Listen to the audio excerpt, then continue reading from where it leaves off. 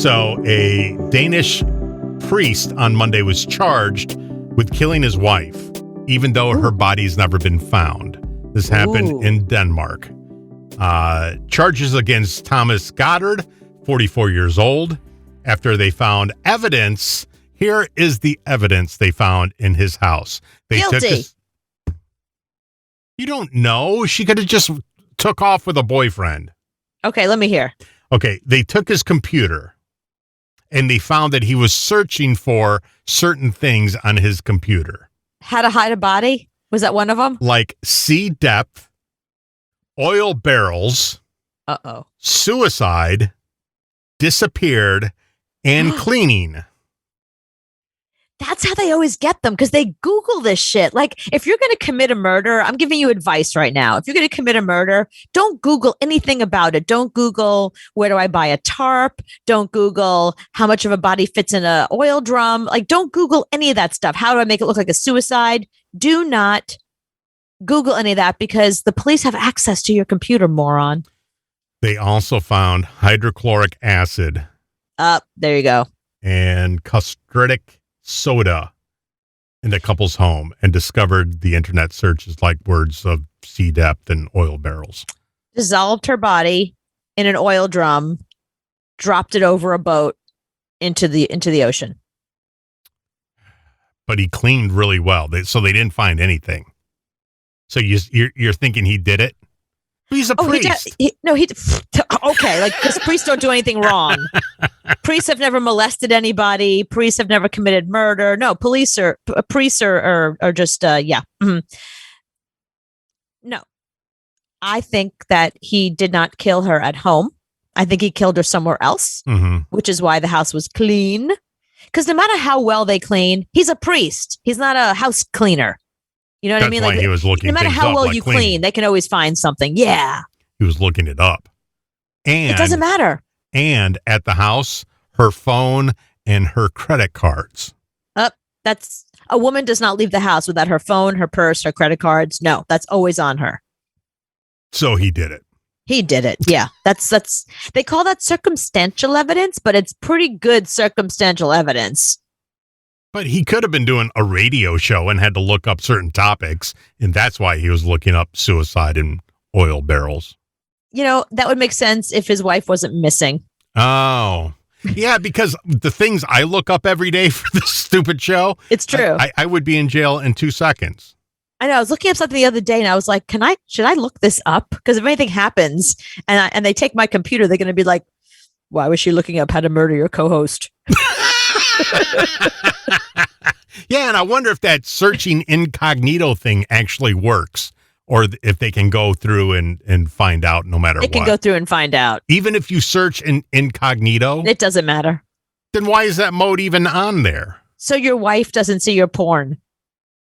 But if they can find it, then what? That's scary now. Okay, just so you know, a 14-year-old kid hacked into what was the bank? Was it like Wells Fargo, one of them? Right. And they found that the person that hacked in was like some 14-year-old kid hacked into a bank. Okay, so experts at the FBI who do tech stuff like that for a living, they can easily get through your stupid incognito porn search for jugs. Jugs with you tattoos. You can't say that because incognito is supposed to be there for that reason, that they can't go back and find out that I was searching for how to clean up dead bodies. No, the only way to do it, and I hate that I know this, the only way to do it is you have to get a different server. I'm not going to tell you all about it because I don't want anyone to do this. It's not good.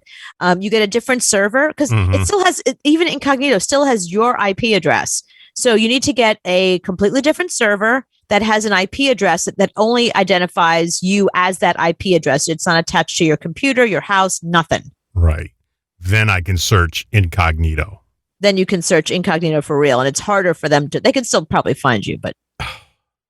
So basically, if you're going to kill your wife and look it up on your computer, destroy your computer, throw it in the ocean along with the wife in the oil barrels. Rob says the Onion router pushed through hundreds of servers with different IPs. Oh, so I need to get one of those? Yeah. But Rob, does incognito work? I'm scared now. I want to know if that works, or if the FBI can go back and look at that and find out. Of course the FBI can. No, then why is it on my computer then? Throw the computer over the boat with the body. Right. Yes. So turn it off. No, destroy it. Right. Turn it off, destroy it. So they can't find the signal. It can't find anything about it. But yeah, you're going to have to, you got to get rid of you got to get rid of it. People are dumb when it comes to murder's a hard thing to get away with. You got to be like you got to be like a professional murderer. Mm-hmm. It's not easy to get away with. That's why there's so many of these shows, because all these people get caught. If nobody got caught, then that whole industry of true crime would not exist. Now, who was the best was it Jeffrey Dahmer? Was it somebody else? Who was the guy that buried people in his basement? Oh yeah, that was Gacy. Yeah, Gacy. So was Gacy good at what he was doing because he buried them in his house? Initially, but then he got caught. So no, not so good. Oh. You know who the guy is that is the best? The guy that is now known as the most prolific serial killer. That old black dude who was like, by the way, I killed 500 people. Right. And y'all were looking for somebody else, and it wasn't. And they're like, wait, what? Person.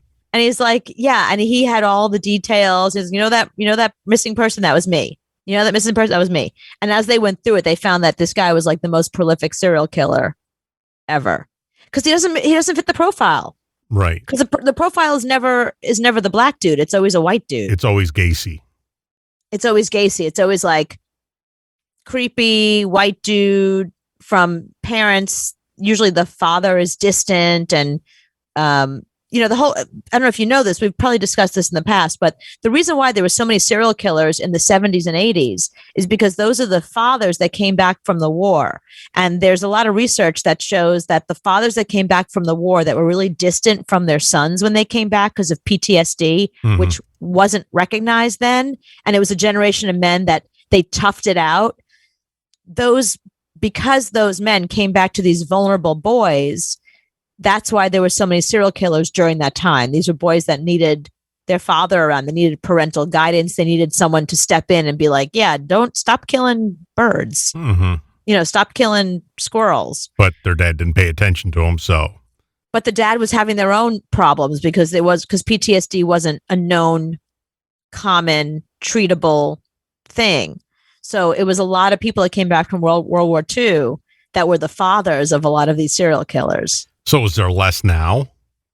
There's a lot less now. I mean, there's always, I think the statistic is like there's always at least 7 active serial killers in the United States at any given moment. Mm-hmm. But, it used to be like 27. I love that you know that off the top of your head. There's 7, actually. Most of them are in Florida. There's probably 1 or 2 in New York. The odds of them being in Manhattan, pretty good. But the odds of them being in Alabama or Florida, pretty high also. Right. Hey, you got at least 1 in New York, I would think. The odds are, I mean, there's 20 million people. The odds that there's 1 or 2 hanging around that's a serial killer. Just there's nowhere to bury him in New York except for the Hudson. Samuel Little, that was his name. Okay. Samuel Little. He was the most prolific serial killer in U.S. history. He died just recently. That's all we know about him. He confessed to 93 murders. Wow. But that's what he confessed to. But they suspect that it was closer to 200.